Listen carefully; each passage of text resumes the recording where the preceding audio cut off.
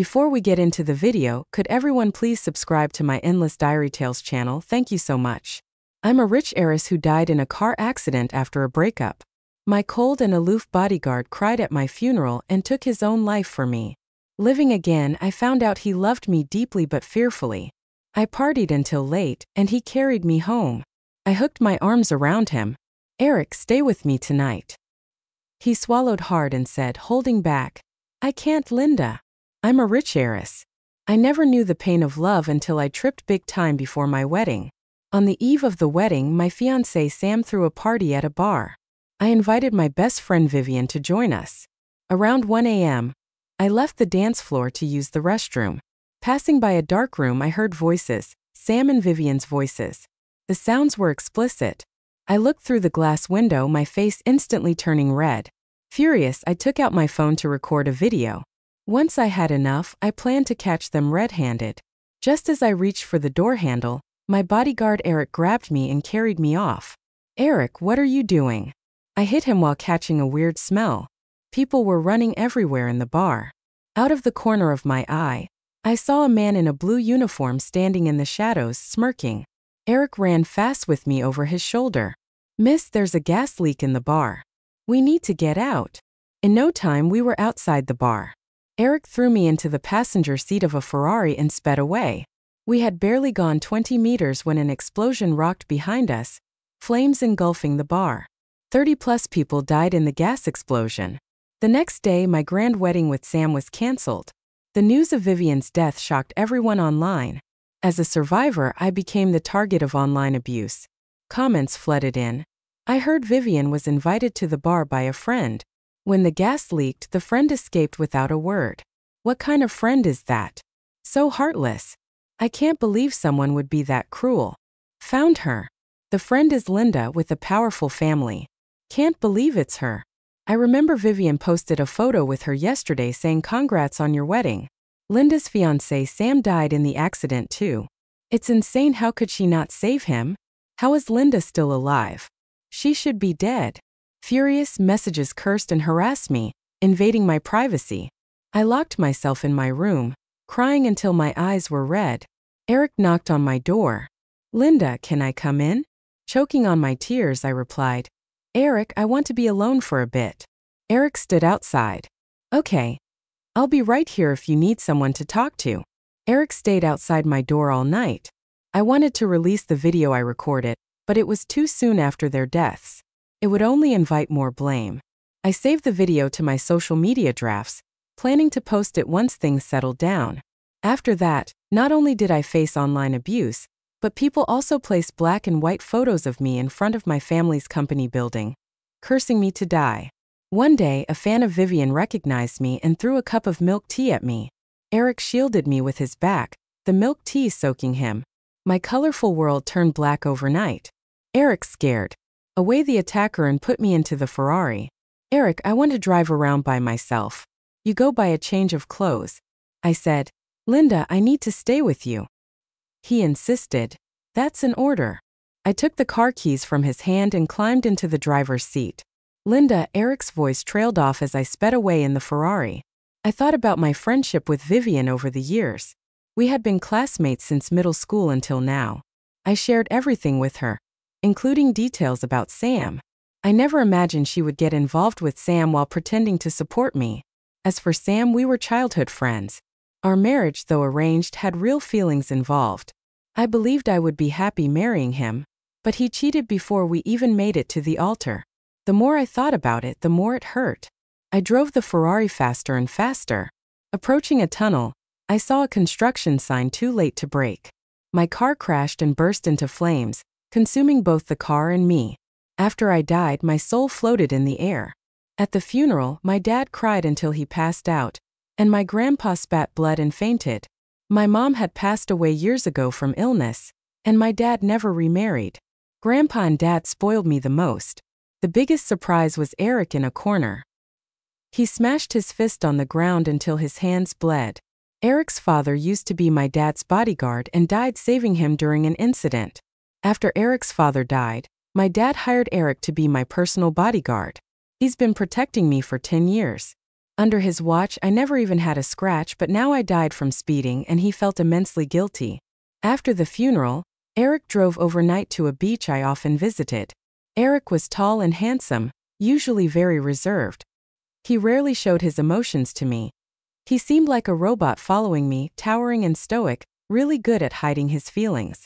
But now he looked so lonely and fragile, like the sea breeze could knock him over. His eyes were bloodshot, and his usually composed face couldn't hide his deep emotions anymore. Eric took out his phone and easily hacked my social media account.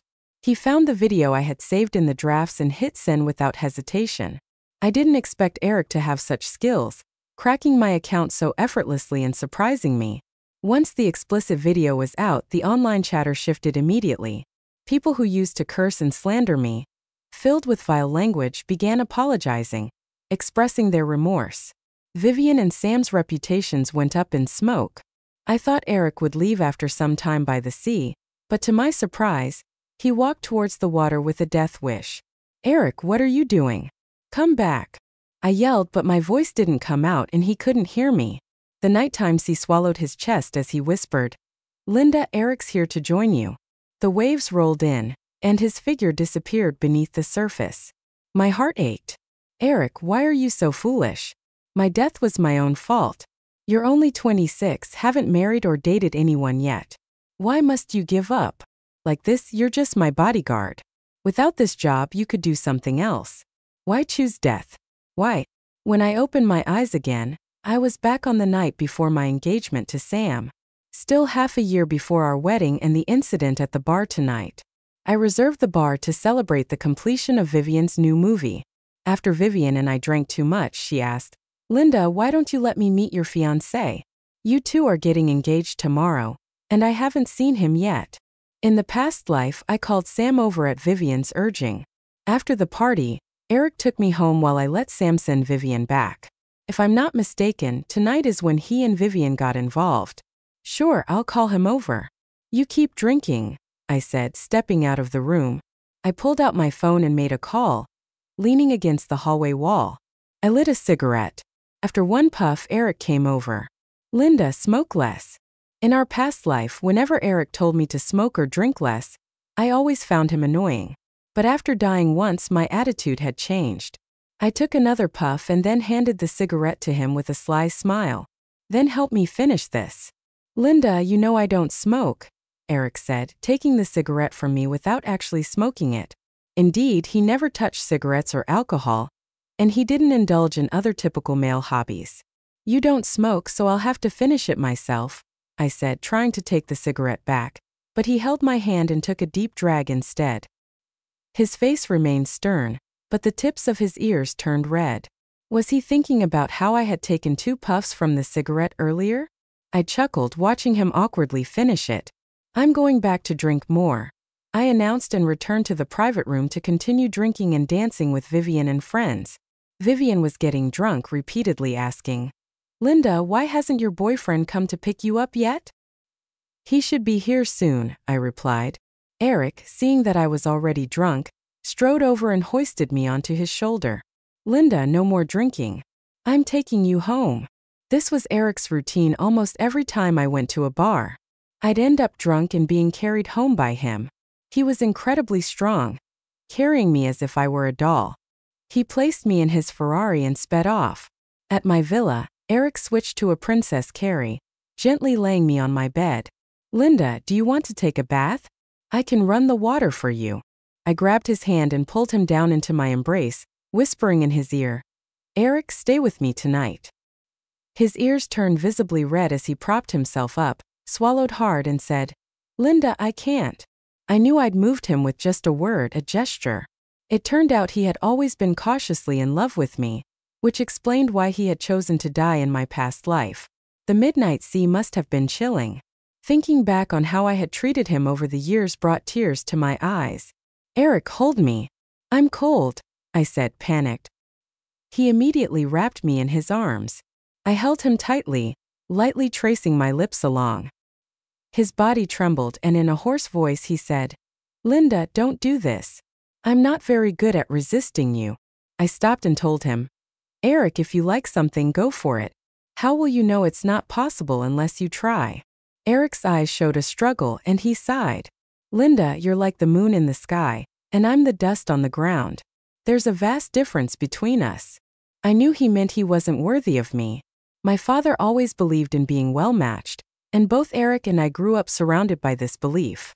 If it weren't for the accidents in my past life, I would have also thought I'd marry someone of equal status. I whispered.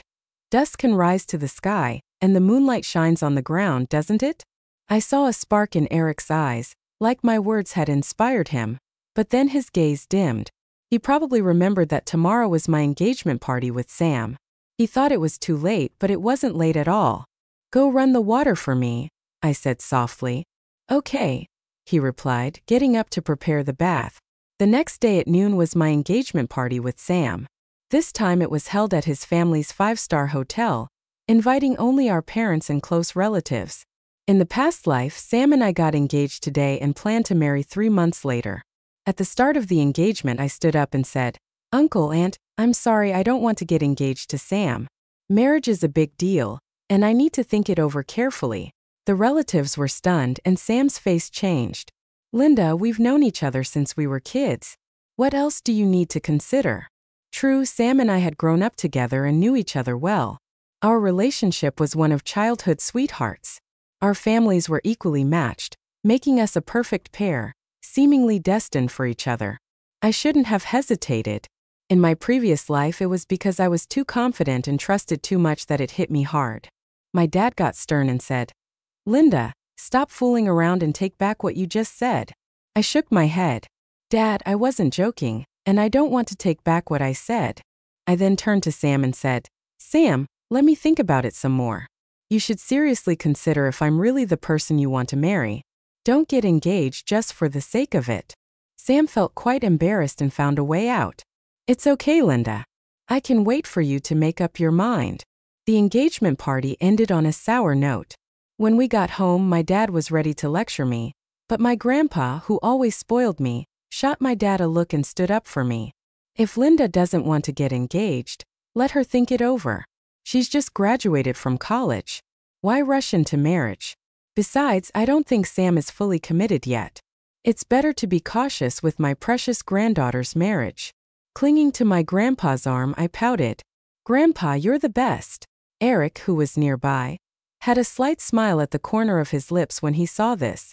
At 5 p.m. that evening, Vivian called and invited me to an outdoor camping party on a mountaintop. Specifically said over the phone, Linda, didn't you get engaged to Sam today? Bring him along and I'll help celebrate. Only close relatives were at the engagement today, so canceling it wasn't publicly announced, and I hadn't mentioned it to Vivian. I readily agreed. Sure, I'll bring him. Called Sam. Sam, my bestie Vivian is hosting a camping party. Want to join? I know if I invite Sam, he won't say no. After all, Vivian is a popular actress, and Sam had mentioned before that he wanted to meet this bestie of mine. Sam immediately agreed. Sure, send me the address and I'll drive over. Remember to invite Jason. I'll send you the address. After hanging up, I sent the address to Sam. At 7 p.m., I dressed up and had Eric drive my Lamborghini to the camping site. Vivian, after finishing her last movie, had gotten a week's vacation from her manager and was throwing parties every day. When I arrived, they were already drinking. Sam and Jason had arrived before me. Vivian was sitting next to Sam, playing a hand-guessing game with him. Sam was colder towards her than I expected. When he saw me, he waved, Linda, come sit. I walked over, but Vivian grabbed my hand and pulled me to sit beside her. She whispered in my ear, Linda, I heard you didn't get engaged to Sam today. I nodded. Yeah, I'm still considering it. He's the president of an S corporation. And you're still considering? Sam is so outstanding. If you don't grab him soon, he might get snatched away, Vivian half-joked. Men can't resist temptation. You'd better hurry up. I just smiled without responding and changed the topic. Enough of that, let's drink. Eric was grilling barbecue nearby and handed me some. After a few rounds of drinks, Vivian was tipsy. Seeing how attentive Eric was to me, she joked, Linda, honestly, Eric is tall, handsome, and skilled. It's a waste to have him as a bodyguard. With his looks, He'd be a star in the entertainment industry in no time. Vivian often praised Eric in front of me before, and I never took it seriously. But saying this in front of Sam now, his face instantly changed, and he gave Eric a strange look. In my past life, Sam and Eric never got along. Sam lost interest in drinking and took a chicken leg. "Let me handle this." Vivian was annoyed and said sarcastically, "Sam, you're really thoughtful. By the way, thanks for sending me home last night." Her words trailed off, leaving us to guess the rest. Sam frowned. "Vivian, this is our first meeting today. I didn't take you home last night." "Sam, you're so funny. Last night Linda called you to the bar.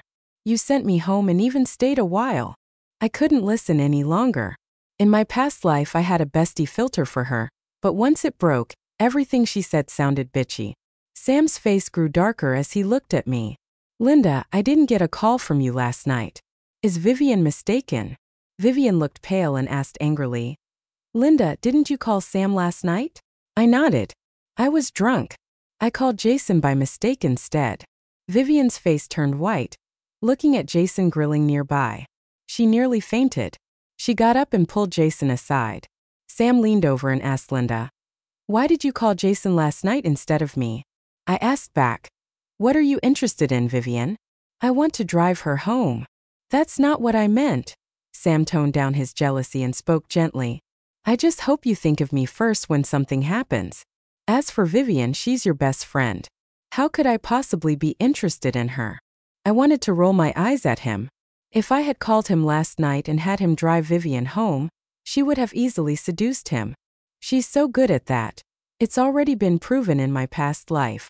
In the distance, Vivian and Jason were arguing, and friends went to break them up. I nonchalantly continued eating my barbecue. Jason marched over angrily and connected his phone to the outdoor projector. The projection caught everyone's attention instantly. It was a video of Vivian seducing Jason that he sneakily recorded last night. In the video, Vivian mistook Jason for Sam and with drunken eyes said, "Sam, every time Linda gets drunk, Eric always takes her home. Aren't you afraid they'll do something stupid after drinking? Linda secretly loves guys with abs. She told me her bodyguard has great abs, really good to look at and touch. Sam, you're getting engaged to Linda tomorrow. Don't you want to indulge just once? Linda betrayed you. It's not too much for you to sleep with her best friend." I was shocked to hear what Vivian said about me in private. Vivian rushed over to stop the video, but Jason blocked her and hit the fast-forward button. The rest was highly inappropriate content. Vivian smashed the projector so the video stopped, but the audio kept playing. Hearing Vivian call out for Sam sent goosebumps through the crowd. Sam's face turned darker and darker. He grabbed my hand and said, "Linda, your friend has poor character. Don't hang out with her anymore." I pulled away from Sam's hand and glanced at Vivian, who was sobbing by the side, and asked Sam, "If you had driven Vivian home last night, could you have stayed pure?" "Of course I could," Sam said confidently. "I don't believe you. That's why I didn't get engaged to you, Sam. We're done." After I said that, I turned to Eric and said, "Let's go home." The camping party ended gloomily. I got into the Lamborghini when Vivian came over, blocking my car. She looked at me hatefully. "Linda, did you intentionally bring Jason to mess with me? I've considered you my best friend all these years, and now you've ruined my reputation and left me with evidence in Jason's hands. How could you be so heartless to me? Since everything was out in the open, there was no need to hold back." "Ruin your reputation? Vivian, who made the first move, you or Jason? The video makes it pretty clear.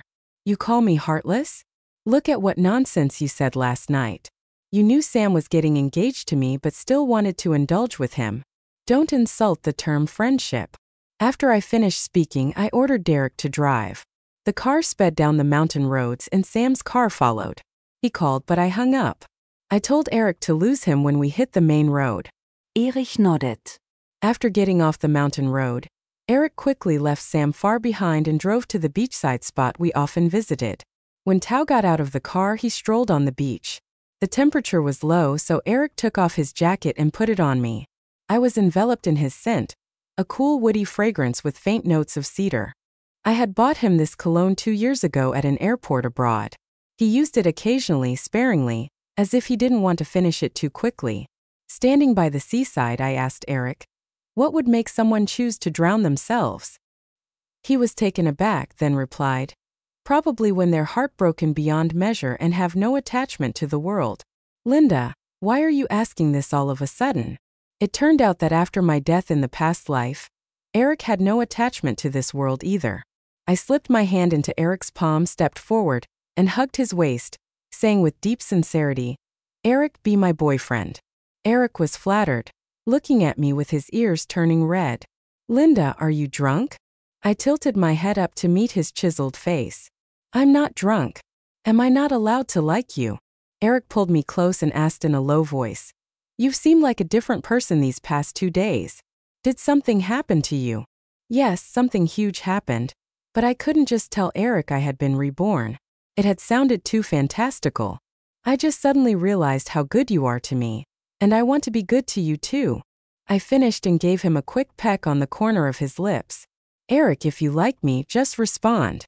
I felt his hands tighten around me, pulling me closer. In the next moment, his kiss fell light as a feather. I responded, and he took it as enormous encouragement, becoming more passionate.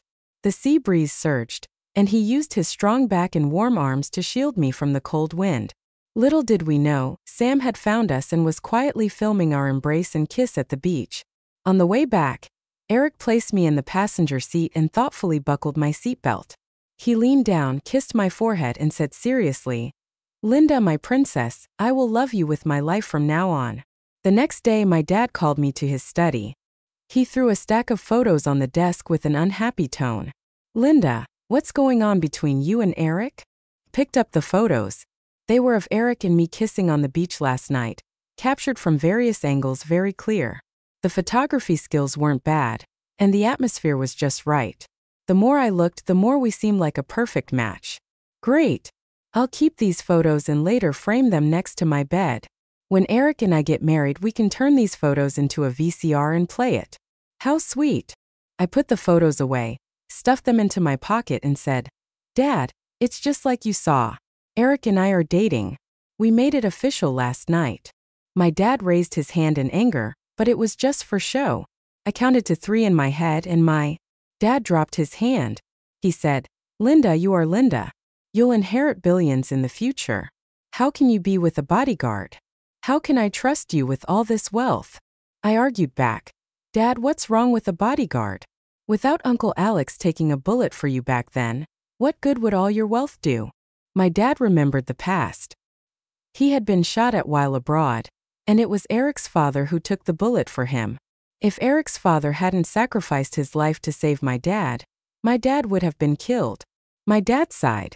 I owe him my life, but that doesn't mean I have to marry off my precious daughter to Eric. He didn't give me a chance to argue back. Instead, he said, Linda, break up with Eric. I'll give him a generous compensation. I flatly refused. Dad, it's not like that anymore. I disagree. What are you trying to do, give me a heart attack? Linda, you and Sam are a perfect match. Think it over. Until you do, I'm cutting off your credit card. My dad actually threatened to cut off my card. Fine, cut it off. No big deal. I have my own savings anyway. Our conversation ended badly. My dad, seeing that threats and coaxing didn't work, called Eric into his study. After Eric went in, I pressed my ear to the study door to eavesdrop. Eric, your father saved me. I owe him, but I only have one precious daughter, Linda. She has her own life. You and she are not a good fit. My dad didn't need to finish. Eric could tell he was trying to push him away from me. Sir, Linda and I truly love each other, Eric began, but my dad cut him off by pulling out a blank check. Eric, in this world, love doesn't matter. Just leave Linda, and you can fill in whatever amount you want on this check. My dad was truly heartless. As expected, Eric refused the check. Sir, I don't want money. I want Linda. My dad's face turned pale with anger, and after a long pause he said, Fine, but you two won't last long. Linda's just infatuated with you. When she's bored, you'll break up. I wanted to continue listening, but the study door opened and Eric came out. We held hands and walked away under my dad's gaze. I heard my dad muttering behind us, These young people these days, all they think about is love. Isn't writing 1 or 2 billion on a check more attractive? As we passed the garden, I saw my grandpa exercising. He noticed us holding hands and smiled, stroking his beard. Linda, you have good taste. Choose a person with good character. Money is just external. I told your dad before, family marriages are nonsense. The most important thing is that my Linda is happy. No wonder my grandpa knew the secret to a long life. He then smiled at Eric. Eric, treat Linda well. When you two marry, I'll give you a big gift. Eric, a bit surprised, solemnly assured my grandpa that he would cherish me. Back in Eric's room, I teased Eric. Wouldn't it be nice to write 1 or 2 billion on that check? He hugged me, his nose gently brushing against my cheek. Not as nice as having you, I teased further. What if I get bored and dump you? Wouldn't you be losing 1 or 2 billion? Eric seriously replied. I'll try my best to keep you from getting bored, and I'll work hard to support you. We then discussed our future seriously. So how do you plan to support me? Hold on, Eric said, turning and pulling out a card from the drawer, placing it in my palm. Didn't your dad say he was cutting off your card? I have over 20 million here. Use it for now, and I'll earn more if needed. The password is your birthday. I stared at Eric in disbelief. Where did you get over 20 million? Being a bodyguard is my main job. But I have side gigs too, Eric said nonchalantly. Actually, I'm also a hacker. There are many ways to make money. I recalled how he had hacked my social media account passwords before we started dating, so that wasn't a one-time thing. Can you hack Vivian's account for me? I asked. Sure. Eric pulled out his laptop, and after some actions I didn't understand, he retrieved Vivian's account password. He logged in and restored her chat history using his skills. What I saw shocked me. Vivian was flirting with several male actors, models, and directors at the same time. She also frequently complained about me to our mutual friends. I took screenshots of the useful information with my phone, logged out of her account, and had Eric erase any login traces. When I logged back into Facebook, Vivian was trending. She had just posted a sad status. Cried all night. Some people drift apart as they walk together to our 12 years of friendship. The photo attached showed her red, tearful eyes looking pitiful. What an actress. When she entered the entertainment industry, she said she loved acting. Looks like she truly loves acting both on and off screen. I can't believe I only now see her true colors. Her fans comforted her in the comments. What happened? Don't be sad, we're here for you. I just went through Vivian's Facebook. She deleted all her photos with her bestie, Linda, and unfollowed her. She mentioned before that she's known Linda for 12 years, so Linda must have done something to hurt her. A lot of people started attacking me, asking if I had betrayed Vivian. Perfect. In my past life, I gave her the benefit of the doubt. This time, I won't let myself get hurt again. Eric and I were on the same wavelength. He knew exactly what I wanted to do. He hacked Vivian's Facebook and asked me, "What do you want to post?" "I'll help you." I plan to call Jason to get the video he took that night.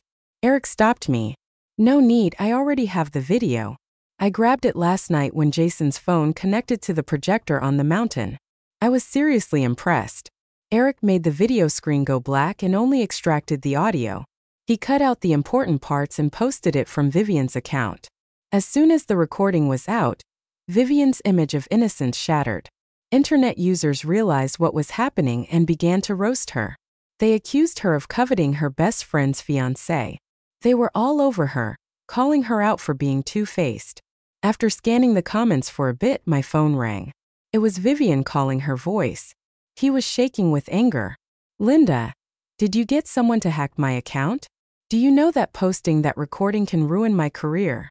"Vivian, don't make baseless accusations. If I had hacked your account, I would have posted the video, not just the audio. You're playing word games. Technically, it wasn't me who hacked it. It was my boyfriend. No big deal." There was silence on the other end. I could almost hear her agent whispering, coaching her on what to say to me. Vivian held back her anger and reluctantly said, "Linda, I want to make peace. Help me out. Help me clear up that I didn't try to seduce Sam. I was just drunk and talking nonsense. You believe me, don't you? Aren't we best friends?" I was unusually calm. "Vivian, our friendship is beyond repair. I won't help you. You're on your own." "Linda." Her temper flared up again, but her agent quickly stopped her. She changed her tone. Linda, ruining me won't benefit you in any way. You don't have to help clear my name, but please don't kick me when I'm down. Your family is powerful. I'm just a minor celebrity. I can't fight you. Please let me off. Now she's scared of me. Where was this fear before? I was non-committal. Just control yourself and stop causing trouble. I don't have time to play games with you. I'll play hardball if she continues to mess around. One time being a fool was enough for me. Vivian's situation was a mess. Brands she endorsed issued statements terminating their deals with her. She was looking at various penalties. Her upcoming projects were at risk, and her negotiations for new opportunities went up in flames. Serves her right. The next morning, Sam called and asked me out for a candlelight dinner. On the phone, I said, Sam, let's skip the candlelight dinner. Let's meet on the rooftop and clear the air.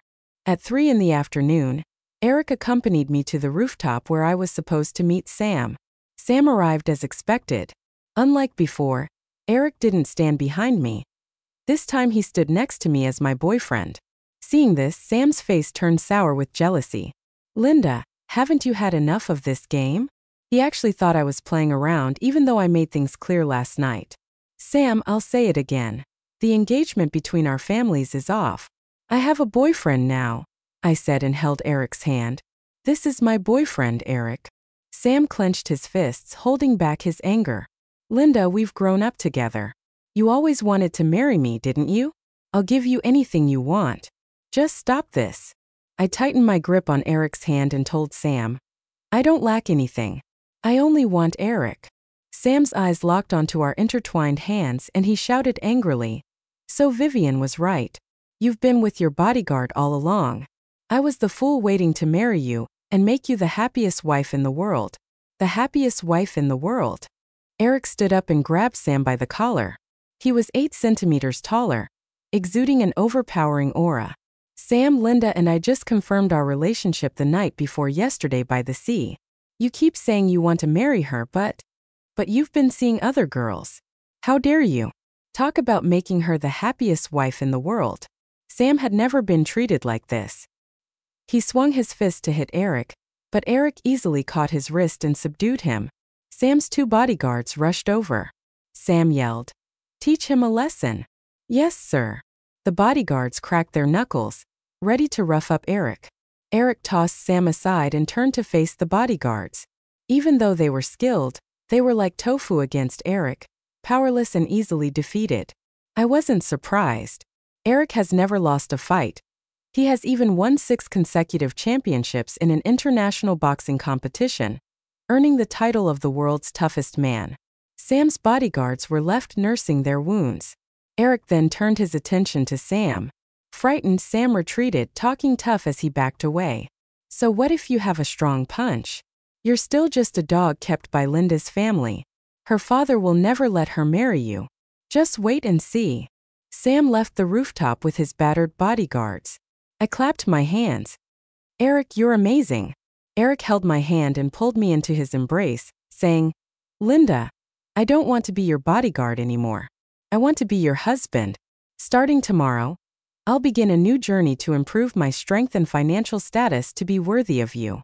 I had a bad feeling. Is he about to quit? My dad said I would inherit billions, and Eric's mere 20 million barely counts. At first I didn't care, but then he had the nerve to say he wanted to match me in both power and wealth. Young man, you've got ambition. That's commendable. Fine, I support you. I handed back the card Eric had given me with a smile and said, I'll wait for you to turn this 20 million into 200 million. Eric nodded. All right, I'll earn the 200 million for your dowry and then marry you. Eric quit his job and moved out of our old family house. He bought a 3-bedroom apartment and used the rest of his money to start a bodyguard company. But it wasn't any ordinary bodyguard company. The bodyguards he picked were graduates from martial arts schools, winners in various martial arts competitions, the best fighters around. His clients were mostly powerful people, wealthy business people, and celebrities. He even sent 2 bodyguards to protect me. Soon, something that shocked the entire internet happened. A VIP client from Eric's company faced an assassination attempt during a visit. The bodyguard team responded with incredible speed, preventing a tragedy. The 20-person bodyguard team for this trip was hired for a single service. The VIP not only generously rewarded the bodyguards and Eric, but also ordered 6 permanent bodyguards from Eric's company. People connected to the VIP also reached out to Eric for collaboration. Eric's company became famous overnight, attracting more political and business elites to hire his bodyguards. Connections like these were priceless. From then on, everyone who heard of Eric's name showed him respect. Even my dad looked at Eric in a new light. The news, he muttered. Eric was too good to just work as a bodyguard for Linda's family.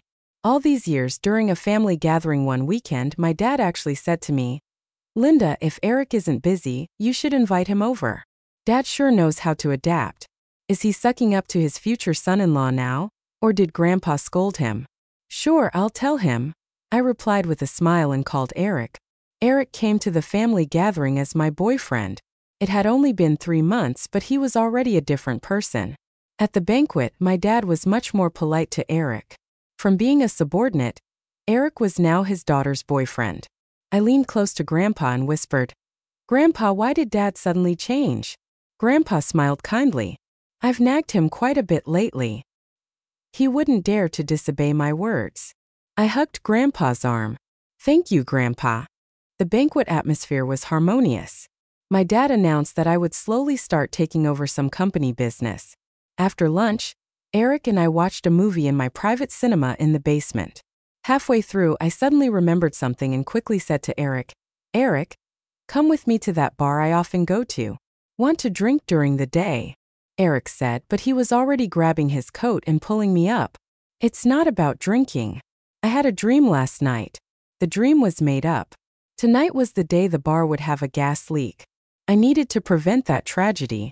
I didn't get engaged to Sam, so the story had changed. But just in case, the gas was still going to leak. Those innocent people didn't deserve to die.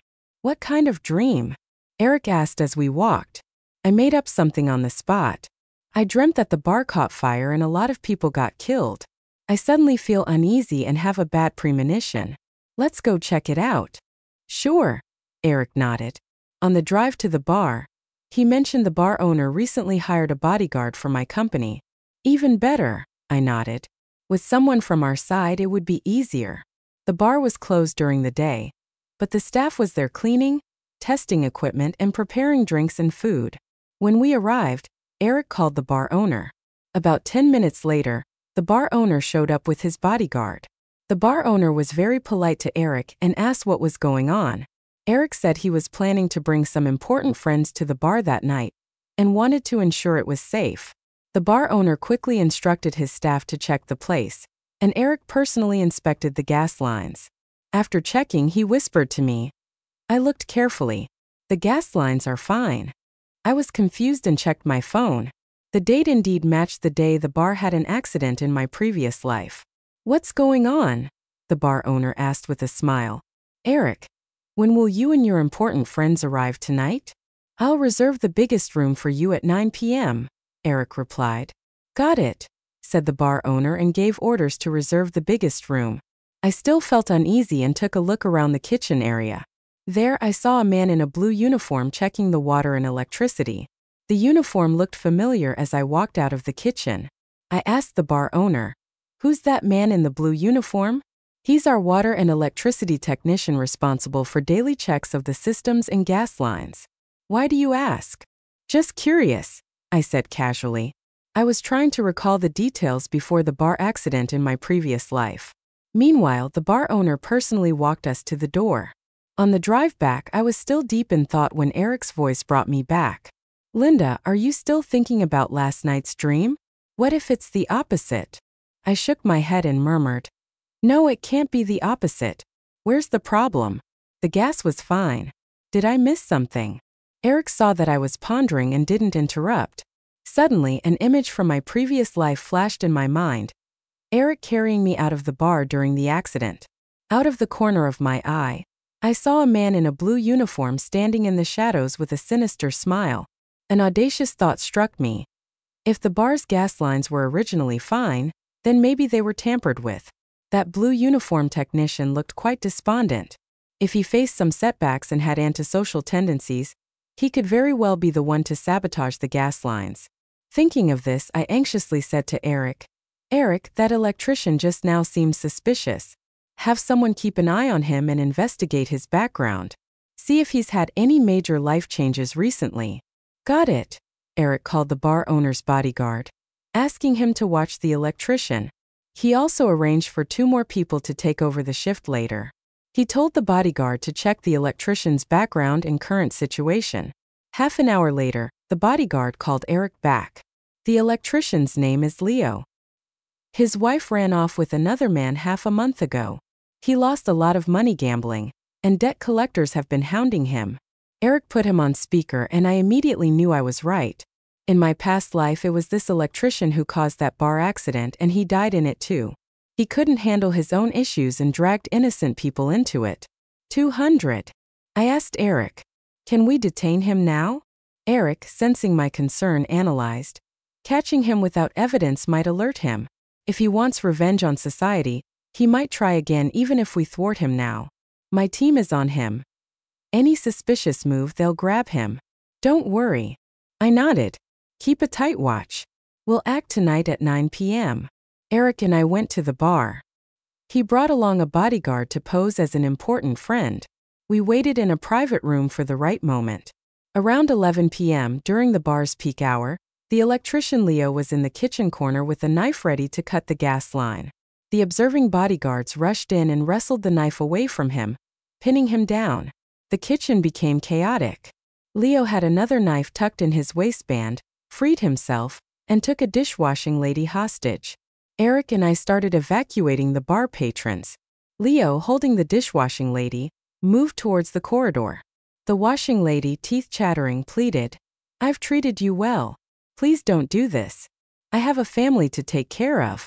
Maybe because she had been kind to him, Leo changed his mind. He pushed her away and sprinted down the corridor. He thought he could escape through the door at the end, but Eric had ordered it locked beforehand. With no other option, Leo forced his way into a private room and locked the door. The police arrived, surrounding the room, shouting, "Come out and surrender." Suddenly, screams came from inside. The police looked through the window and shouted, "No! There are 2 hostages inside." Knowing he had no way out, Leo started stabbing wildly. The police were prying the door open. I heard familiar voices from the room. Vivian cried, "Please don't kill me. I'll give you any amount of money you want." Sam's voice trembled. "I'm the CEO of S Group. I'll pay you $1 million, no 2 million. Leo shouted back, "You think I can spend that money now? You two like cheating in bars so much? I'll send you to hell together." Leo lost his mind, stabbing randomly. "Let's go. Stop watching." Eric carried me out of the bar. I sat in the passenger seat of his Ferrari as he sped away. I lit a cigarette to calm my nerves and told Eric, "Let's go to the beach. I need fresh air." "All right," Eric replied. He drove us to the beach. Once the car stopped, we walked side by side on the sand. Eric got a call from his team saying Leo had been subdued. Sam and Vivian, who were cheating in the private room, died from excessive blood loss. Everyone else was safely evacuated. Hearing this, I thought they deserved it. Before this, I hadn't expected Sam and Vivian to hook up again at the same time and place, ignoring the chaos outside. As the cold seawater touched my calves, Eric held my hand, pulling me close. "Linda, don't go too far. You can talk to me about anything." I pressed my face against his chest. In the past, when I was hurting, Eric stood outside my door all night, yet I never confided in him.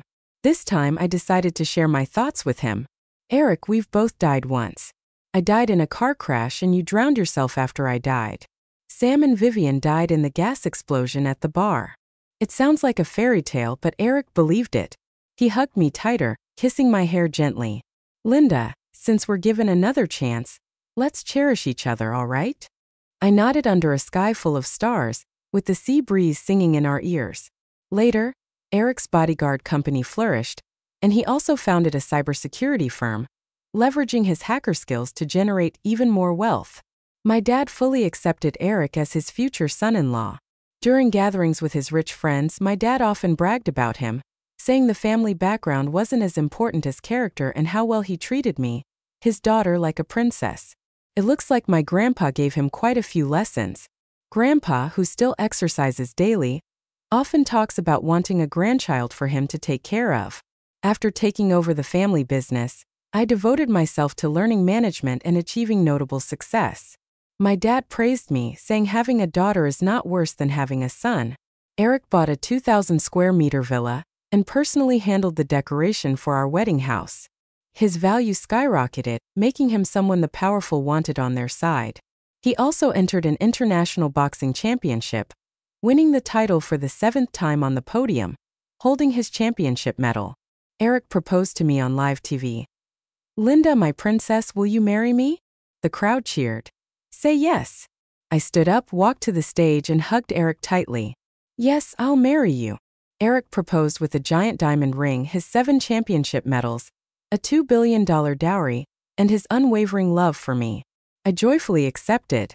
A year later, we had a grand wedding witnessed by our friends and family. After the reception, he carried me to our new home, gently laying me on the bed.